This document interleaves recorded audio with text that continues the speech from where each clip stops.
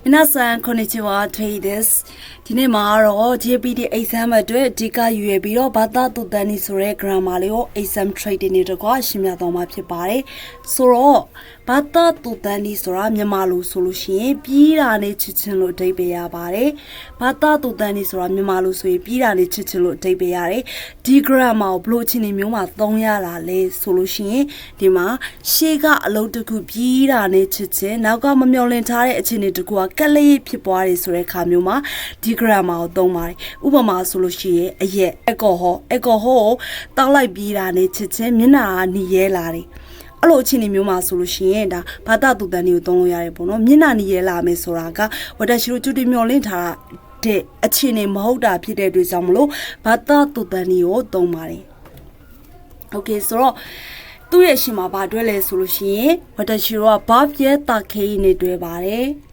ဆိုတော့ example 1ကိုဖတ်ကြည့်အောင်ယာမတို့ချောချောတဲ့ဝိုင်းဟိုဟီတိုခုချင်းလွန်သားတူတန်နေမေမာကြီးကရှိတာ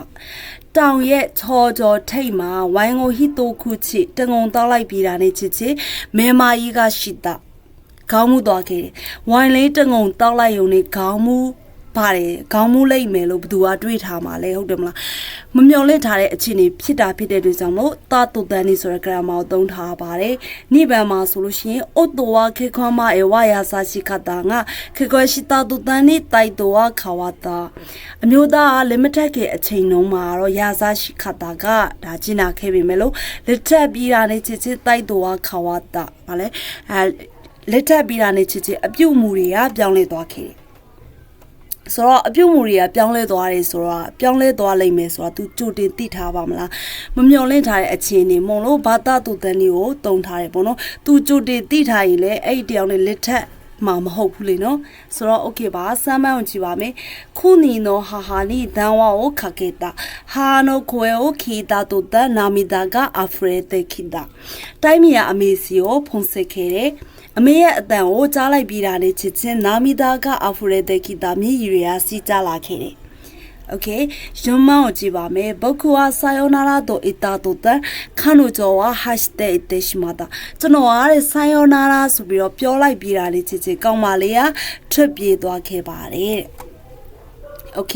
ဆိုတော့ပြန်ပြီးတော့ပြောရမယ်ဆိုရင်ဘာသာတူတန်တွေကမြန်မာလိုဆိုရင်ပြီးတာနဲ့ချစ်ချစ်ဒီ grammar ကိုဘယ်လိုချင်းနေမျိုးမှသုံးရမလဲဆိုလို့ရှိရင်ဒါအရှိရအလုပ်တစ်ခုပြီးတာနဲ့ချစ်ချင်းပေါ့နော်နောက်ကကိုမျော်လင့်မှထားတဲ့အခြေအနေတစ်ခုကကက်လေးဖြစ်ပွားတယ်လို့ပြောချင်တဲ့အခါမှာဒီ grammar သုံးတယ်သူရှေ့မှာတွဲဖောင်ကတော့ဘာဖြစ်တာခေပဲတွဲပါတယ်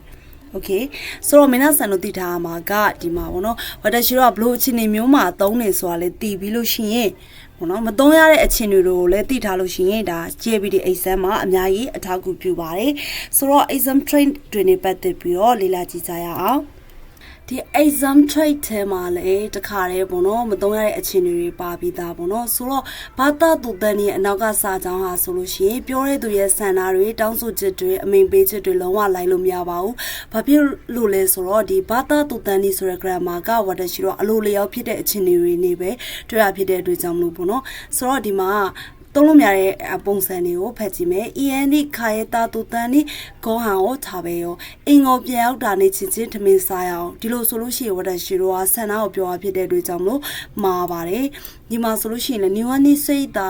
တူတန်နီတန်ဝတ်တဲ့ခရာဆိုင်ကျမရောက်တာနဲ့ချင်းချင်းဖုံးဆက်ပါအဲ့လိုဆိုလို့ရှိရင်လည်းတောင်းဆိုခြင်းဖြစ်နေတာဖြစ်တဲ့အတွက်ကြောင့်မလို့မှားပါတယ်ဆိုတော့ဒီပုံစံတပံကိုရောက်တာနေချင်းချင်းဖုံးဆက်ပါဆိုပြီးပြောချင်းဒီပုံစံပြောရမယ်ပေါ့နော်နီဝနီစိတ်တာရစုကုနီတန်ဝတ်တဲ့ခရာဆိုင်ဒါမှမှန်ကန်နေပေါ့နော်ဆိုတော့ run show လောက်ကြည့်ကြပါမယ်ဒီမှာဆိုရင်ခဏကျော်ဝါစခိမဒေဝရတေတာနာနီနာနီကျူနီနာကိတာရှတာခဏကျော်ဝါကောင်မလေးကစခိမဒေခဏနေရဝရတေဣတာနော်ရင်းနေတဲ့ကွက်လက်ကျူနီရုတ်တည်းကြီးနာခိတာရှတာ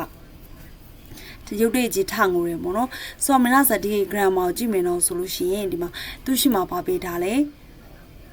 တာဖောင် နော်သူ့နောက်မှာပါလိုက်လေဆိုလို့ရှိရင်ရုတ်တရက်ငိုချလိုက်တယ်ဆိုတော့ကိုမျောလေးမထားတဲ့အခြေအနေမလားအဲ့ဒါဆိုတော့ဘာတချီတို့ဘာထည့်မလဲဘာသာတူတန်တွေကိုထည့်ပါမယ်တကယ်လို့များဒီအရှိမတာဖောင်မဟုတ်ဘဲနဲ့ဒီ bar dictionary ဖောင်တို့ပြီးတော့9ဖောင်တို့ဖြစ်နေတော့ဆိုလို့ရှိရင်တော့ဒါအစာရစာဘာတချီတို့ဒီဘာသာတူတန်တွေကိုဒီရွေးချက်စရာတွေကနေပြီးတော့ပိတ်ဖြစ်လိုက်လို့ရပြီပေါ့နော်တကယ်လို့မင်းသားဆန်တော့ဒီအရှိမတာဖြစ်နေဆိုရင်တောင်မှနောက်က sentence ကိုတစ်ချက်လောက်ပေါ့နော် check လောက်ကြည့်အောင်ပေါ့နော်နောက်က sentence ကဒါအလိုလျော်ဖြစ်လာတာမျိုးဒီမျောလေးမထားတဲ့အခြေအနေမျိုးမဟုတ်ဘဲနဲ့ဒါကိုယ့်ရဲ့ဆန္ဒတွေပြီးတော့ကိုယ့်ရဲ့တောင်းဆိုချက်တွေအမိန်ပေးချက်တွေများဖြစ်နေရဆိုလို့ရှိရင်လည်းဒါတတူတန်တွေကိုcancel လုပ်လိုက်လို့ရပြီပေါ့နော်သူရွေးချက်စရာမလိုတော့ဘူးဒါရွေးချက်စရာတွေကနေပြီးတော့သူ့ကိုပေးဖြစ်လိုက်လို့ရတယ်